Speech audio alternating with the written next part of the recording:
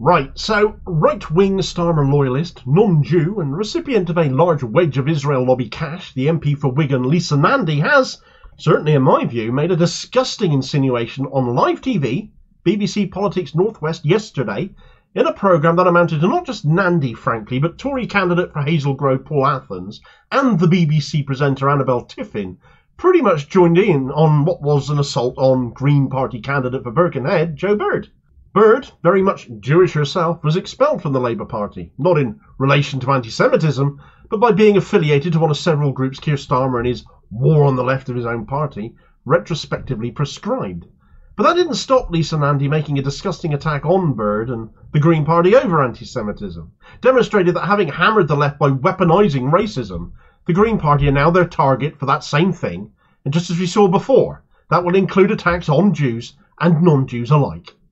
First of all, we make absolutely no apology for expelling anti-Semites from the Labour Party. Are you calling me an antisemite? And we will continue to do that. We took action on anti-Semitism, you know that as well as anybody, and we make no apology for that. I have stood up for the Palestinian cause for over a decade. And during that time, I found it perfectly possible to do that without straying into anti-Semitism, and anyone who can't do that is not welcome in the Labour Party. Secondly, I would just say this, that having been out in the region almost immediately after the 7th of October, I find the Green Party's inability to understand that what happened on the 7th of October was horrendous, and the Iranian strike since. Really a disservice to the Palestinian people. I'll tell you why. Because there is no solution Lisa, to the problem in the Middle East unless you recognise that the security of Israel and the dignity of Palestine have to go hand in hand. Lisa, let me just ask you something, Jo. You were expelled from the Labour Party, but you've now joined the Green Party, which has its own problems with anti-Semitism. I was expelled by the Labour Party. I'm very critical of Israel. I condemn the attacks, as all Green Party representatives do. And that's not the same. Criticism of Israel is not the same as being anti-Semitic. I know that, I'm Jewish, I know what my family has faced with anti-Semitism. If you just let me finish.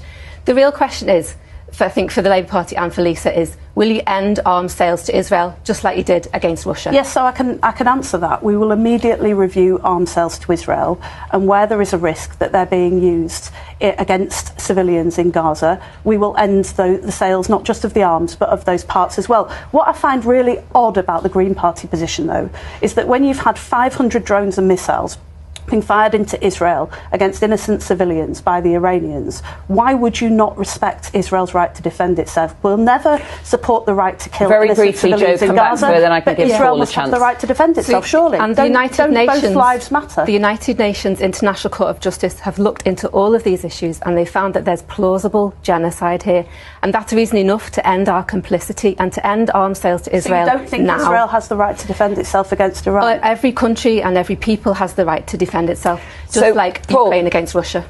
Right, so that was Lisa Nandy getting plenty to say for herself, uninterrupted by the host, who then finally allowed Jo Bird to respond whilst putting a loaded question to her herself, saying the Green Party had a problem with anti-Semitism, despite the Green Party candidate in front of her being bloody Jewish. And then she got interrupted and allowed to be talked over by Nandy again. Just prior to this, though, the Tory and Nandy were having a lovely joke together as well. That's not what you're saying, presumably, no, is it? No. This ended with a surprise endorsement. I thought that's what it sounded like there. I'll let you clarify. I'm talking about me, right? Okay. So, Jo, I mean, it's good ambitions, but can this really be afforded? Absolutely, it can. I've talked about the fair taxation system that the Greens are proposing. And it's more chummy, more business as usual, same old, same old. Only the Greens, 1.5 million new homes, same old. Only the Greens are offering real hope and real change. We're promising to... Oh, bless. I can't imagine why Labour candidates and Tory ones get along so well these days. And Jo Bird was right to point that out until Tiffin again aimed a sneery question about Green Party policy affordability. Oh, fully costed and affordable, because it is amazing what you can do when you are prepared to tax the rich instead of just take donations from them for your own self-serving interests. But let's come back to the first bit of footage there, because Nandy went straight in with saying that Labour makes no apologies for expelling anti-Semites, to which Jo Bird asked her, are you calling me an anti-Semite? And the context towards this is key. Jo Bird had been asked just prior to that for her views on the impact the situation in Gaza was going to have on the general election, following on from Paul Athans, the Tory guest, saying it wasn't something coming up on the doorstep for him.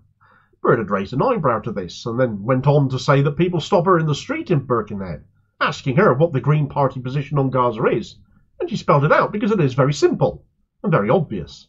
The Green Party were the first to call for a bilateral permanent ceasefire, all hostages to be released, and ending arms sales to Israel. The first two obviously would be demands as part of negotiations to bring these two things about, of which the UK can play a role, but can't obviously deliver on its own. But the arms sales to Israel bit, following that ruling by the International Court of Justice that a plausible case for genocide had been demonstrating, that should be enough to suspend arms sales over, and the Tories sitting on the legal advice over this just adds to suspicions that's actually what we should be doing. Bird also spoke of her agreement with that Green Party position in light of her own Jewish heritage as well. Her great-grandparents who fled fascism in Europe and came to this country, notably, by boat, and made it clear that the lessons that they had handed down to the next generations of her family were to stand with the oppressed and never with the oppressor. And then put that in perspective of Keir Starmer's war on the left, which has, of course, targeted a disproportionate number of Jewish members like Jo Bird. Starmer has expelled more Jews from the Labour Party than any other Labour leader ever has, and his reasoning for that was, in Bird's words, the expulsion of Jews like her for speaking out against racism and speaking out against what Israel has been doing for decades in Palestine, not just since October 7th. There is therefore clearly something very wrong and very broken in the Labour Party under Starmer, and therefore more Greens like her are needed to speak up for international law and for the plight of Palestinians and hold Israel to account as it should be, when both main parties seem to be entirely in Israel's thrall instead.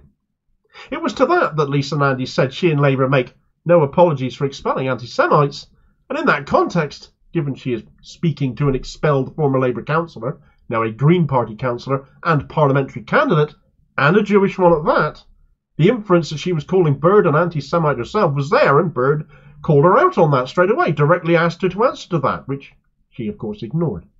It was an outrageous thing to say to any Jewish person in Bird's position. It was disgusting, and it proves her point somewhat that when Labour ignored her experiences of racism in the Labour Party, it was never really about dealing with racism, dealing with the very real racism problem that anti-Semitism represents, but merely how to wield it as a political tool. And worse, this is the form of racism Labour are seen, mainly publicly, to be prioritising above all of others, when even that appears very much to be true, not to the experience of former Jewish Labour members. Look at how else experiences of racism have been ignored and abused, especially recently. Islamophobia, notably the recent example of Faiza Shaheen, is a prime example of this. Frankly, it seems that whilst Labour under Starmer and people like Lisa Nandy seem to accuse others of having a racism problem, Labour under Starmer has become more racist than it ever has been. Nandy continued, though, by saying she had been able to stand up for Palestine without being anti-Semitic. And that's true in a sense, because she was in Friends of Palestine and the Middle East until 2019. But if you look at many of the members that are in that group, they are also Labour Friends of Israel. So how much is about standing up for Palestine, and how much is about ensuring they don't vocalise anti-Israel interests? Well, the fact Nandy has been a recipient of donations from a certain Trevor Chin, the man who largely bankrolled Keir Starmer's leadership campaign, who has donated heavily to members of Labour Friends of Israel, and is involved heavily in Israel lobbying, whether through BICOM, the British Israel Communications and Research Centre, or through the Jewish Leadership Council, of which he sits on the board. And he also funds an outfit called Labour Together, a right-wing Labour faction, pro-Israel, a director of which just happens to be Starmer's chief of staff, and allegedly the brains behind his entire operation, a guy called Morgan McSweeney. Anyway, Nandy has apparently had some £10,000 off of Chin, so much for her pro-Palestine leanings. If she meant them, she wouldn't take money off someone like Trevor Chin. Little wonder, therefore, that she brought up the attack of the night of October 7th and the Iranian airstrike that came some point after, without any trace of context that Gaza has existed under brutal occupation by Israel for decades, and that Israel targeted the Iranian embassy before Iran retaliated. Where Bird then went on to separate the issue of anti-Semitism and justifiable criticism of Israel, which are entirely separate. It is not racist to criticise Israel, no matter how many times people try and insist otherwise.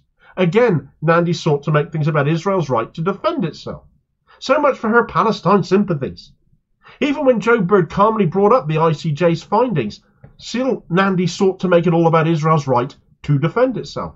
37,000 dead Gazans, Lisa, and counting. What about their right to live? Right now, the Green Party legitimately can win in Birkenhead. It's a seat where Labour have offered the seat up to right-winger Alison McGovern after her own seat was abolished in boundary changes, and they dumped out left-wing MP for Birkenhead Mick Whitley in order to make room for her. If people in Birkenhead actually vote Green, just like they did in May's local elections there this time around as well, they'll have Jo Bird as their MP, and not Alison McGovern. We need a lot more Jo Birds in Parliament. We do not need more Lisa Nandys or Alison McGoverns. Meanwhile, that other victim of internal Labour Party racism, her own experiences of it used against her to remove her as a candidate for Labour, Faiza Shaheen, has gone independent now, and nearly 50 members of her local Labour Party have quit as well, to follow her out of the door and continue to campaign for her to be their MP. Catch up on that story in this video recommendation here. There's all the signs here that Labour under Starmer has caused calamity for itself, that the polls are not reflecting, that they are actually set to lose a lot of seats as much as they might be set to gain some. And I'll hopefully catch you on the next vid. Cheers, folks.